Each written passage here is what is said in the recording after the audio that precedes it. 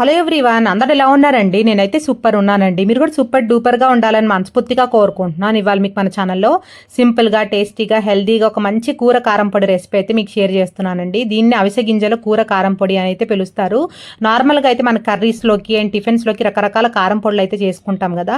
But ఒక్కసారి అయితే నేను చూపించినట్టు ఇలా హెల్దీగా అయితే కూర కారం పొడి అండ్ టిఫిన్స్లోకి అయితే చేసుకోండి. టేస్ట్ చాలా బాగుంటుంది. ఇంక ఈ రెసిపీలోకి వెళ్ళిపోదామా? ముందుగా అయితే స్టవ్ ఆన్ చేసేసుకొని బాండీ పెట్టుకున్నానండి. బాండీ కొంచెం అలా హీట్ అయిన తర్వాత సిమ్ ఫ్లేమ్లో పెట్టుకొని ఈ ప్రాసెస్ అనేది చేసుకోవాలి. సో హీట్ అయింది కదండి బాండీ అనేది. ఇప్పుడు దాంట్లో 1 స్పూన్ ఇక్కడ నేను ఆయిల్ వేసుకున్నానండి. ఆయిల్ వేసిన తర్వాత దాంట్లో హాఫ్ కప్ నేను ఇక్కడైతే అవిసె గింజలు వేసుకున్నాను. అవిసె గింజలు అనేది నేను ఇప్పుడు వీడియోలో చూపిస్తున్నాను కదండి, దీన్ని అవిసె గింజలు అని పిలుస్తారు. ఇంగ్లీష్లో ఫ్లాక్ సీడ్స్ అని కూడా పిలుస్తారండి. ఇది మనకి స్కిన్కి, హెయిర్కి చాలా మంచిది. సో ఎవరైతే ఈ కూర కారం పొడి అవిసె గింజలది అయితే స్కిప్ చేయకుండా లాస్ట్ వరకు చూడండి, టిప్స్తో పాటు చెప్తాను.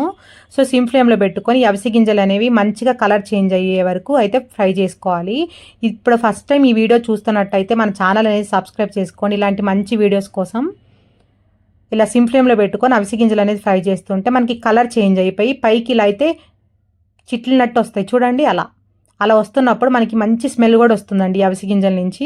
అప్పుడైతే ఇంకొక ప్లేట్లోకి అయితే ట్రాన్స్ఫర్ చేసేసుకోండి. మరీ మార్చకండి, కొంచెం అలా చిట్లినట్టు ఎగురుతూ ఉంటాయి కదా గింజలు అనేవి, ఎగురుతూ ఉండి మనకి స్మెల్ వచ్చేస్తే అప్పుడు ఒక ప్లేట్లో అయితే ట్రాన్స్ఫర్ చేసేసుకోవాలి. ఇంకొక 1 స్పూన్ అయితే ఆయిల్ వేసేసుకొని ఆయిల్ కొంచెం అలా హీట్ అవుతున్నప్పుడే దాంట్లో 1.5 స్పూన్ ఏమో పచ్చెనగపప్పు, 1.5 స్పూన్ ఏమో పొట్టు మినపప్పు అండ్ 1.5 స్పూన్ ఏమో ధనియాలు వేసుకున్నానండి.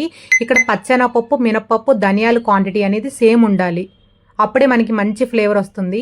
అండ్ మనం ఏ స్పూన్తో అయితే తీసుకున్నాం అదే స్పూన్తో హాఫ్ స్పూన్ జీలకర్ర తీసుకోవాలండి. జీలకర్ర అయితే ఎవరు ఎక్కువ వేయకండి. మనకి జీలకర్ర నార్మల్ కారాలకి ఎక్కువ వేసుకుంటే ఫ్లేవర్ చాలా బాగుంటుంది కదా. బట్ ఈ అవిసె గింజల కారం పొడికి ఏంటంటే జీలకర్ర ఎక్కువ వేస్తే మళ్ళీ మనకి ఫ్లేవర్ మారిపోతుంది. అవిసె గింజల కారం పొడి అన్నాం కాబట్టి అవిసె గింజల ఫ్లేవరే మనకి ఎక్కువ రావాలి కదా. సో అందుకే జీలకర్ర అనేది తక్కువ వేసుకోండి. ఇప్పుడు పచ్చెనపప్పు, మినపప్పు, ధనియాలు, జీలకర్ర అనేవి సిమ్ ఫ్లేమ్లో పెట్టుకొని మంచిగా గోల్డెన్ కలర్ వచ్చేలాగా ఫ్రై చేసుకోవాలండి. చూసారు కదా. మీ దగ్గర పొట్టు మినపప్పు లేకపోతే నార్మల్ మినపప్పుతో కూడా వేసుకోవచ్చండి. బట్ పొట్టు మినపప్పు ఏంటంటే మనకి మంచి ఫ్లేవర్ వస్తుంది. మనకు ఒక 80% దినుసులు అనేవి అలా ఫ్రై అయిన తర్వాత దాంట్లో నిమ్మకాయ సైజ్ అంత చింతపండు అయితే వేసుకున్నానండి. వాష్ చేయకండి, చింతపండు వాష్ చేయకుండానే వేసుకోండి. అప్పుడే మనకి కారం పొడి అనేది నిలవ ఉంటుంది. చింతపండు అనేది వేసుకోవటం వల్ల మనకు మంచి ఫ్లేవర్ వస్తుందండి. కారం పొడికి ఎవరు స్కిప్ చేయొద్దు. చింతపండు అనేది మరీ ఎక్కువ వేసుకున్నా కూడా ఫ్లేవర్ బాగుండదండి. ఇప్పుడు నేను చూపించిన క్వాంటిటీకి నిమ్మకాయ సైజ్ అంతా సరిపోతుంది కరెక్ట్గా.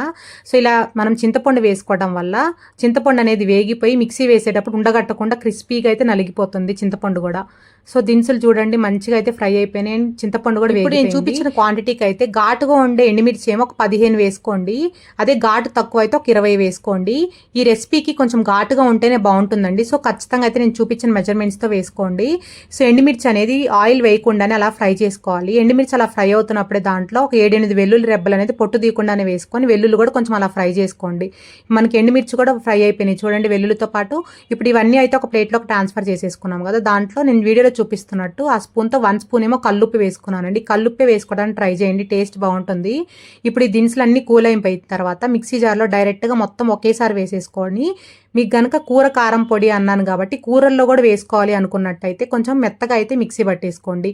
అదే మీరు ఓన్లీ టిఫిన్స్కే ఈ రెసిపీ చేసినట్టయితే కొంచెం పలుగ్గా పట్టుకోండి. అక్కడక్కడ కొంచెం దినుసులు తగులుతుంటే కూడా టేస్ట్ బాగుంటుంది. ఇలా అయితే మిక్సీ జార్లో వేసేసుకొని నేను ఫైన్ పౌడర్ అయితే చేసుకున్నానండి. ఎందుకంటే టిఫిన్స్లోకి యూజ్ చేస్తాను, నేను ఈ ఫ్రై రెసిపీస్లో కూడా యూజ్ చేస్తానండి. ఫ్రైస్లోకి అయితే చాలా బాగుందండి పౌడర్ అనేది.